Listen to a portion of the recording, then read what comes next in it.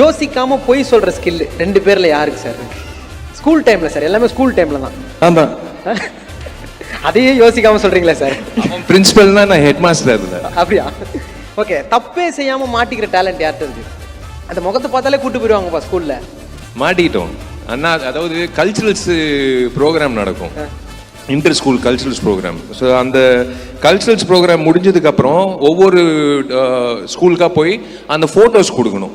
So அதுக்கு permission principal கிட்ட இருந்து வாங்கி போகிறது ஃபோட்டோஸ் கொடுக்கறதுக்காக இல்லை, சைட் அடிக்கிறதுக்காக. அண்ணா ஆதர்ஷ் வித்யாலயா எல்லா ஸ்கூலுக்கும் வீட்டுக்கு போகணும். பேர்லாம் சொல்றாரு சார்.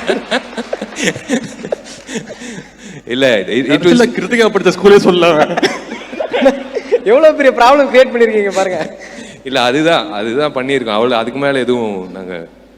Super sir. நான் இதுக்கு மேல கேள்விகள் கேட்டா அவர் சொன்ன மாதிரி வீட்டுக்கு போனோம் வேணாம் அப்படின்னு சொல்லியிருக்காரு சார். ரொம்ப ரொம்ப ரொம்ப சந்தோஷம். என்னன்னா ரெண்டு ஃப்ரெண்ட்ஸ் திருப்பி இந்த ஒரு மொமெண்ட்ல பார்க்கும்போது எங்களுக்கு அவ்வளோ ஹாப்பியா இருக்கு. இந்த பாண்ட் நீங்க சொன்ன மாதிரி எப்பயும் தொடரணும், அதுக்கு எங்களோட hearty wishes sir. And thank you and we love you always sir. Thank you.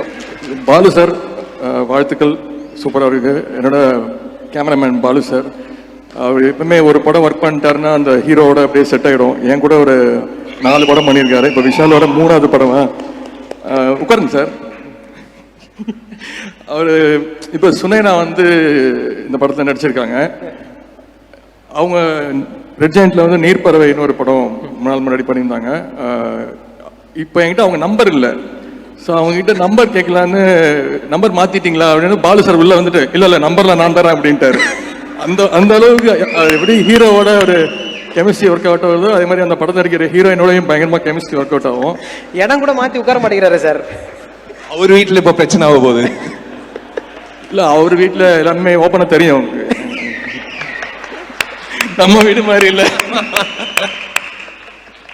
Thank you Vijay. நானும் விஜயும் ஒரு 4-5 நாளா ஒன்னாவே சுத்திட்டு இருக்கோம். டெய்லி மீட் பண்றேன். அங்கிளும் இப்போ பிரச்சாரம் பண்ணும்போது நானும் உதயா கீழே அந்த வண்டிக்குள்ள உட்காந்துட்டு இருப்போம். அப்போ வந்து சொல்லிட்டு இருப்போம்.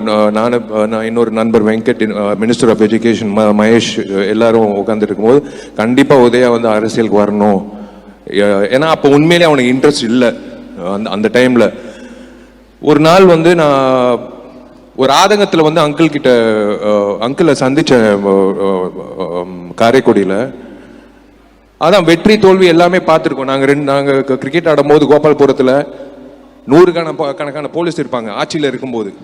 கட் பண்ண அடுத்த எலெக்ஷனில் வந்து தோத்துட்டாங்கன்னா அந்த ஒரே ஒரு கான்ஸ்டபிள் இருக்கும். ஆனால் நாங்கள் கிரிக்கெட் ஆடிட்டு இருப்போம். அந்த எல்லாமே நல்லது கெட்டது வெற்றி தோல்வி எல்லாமே பார்த்தாச்சு. The future is here.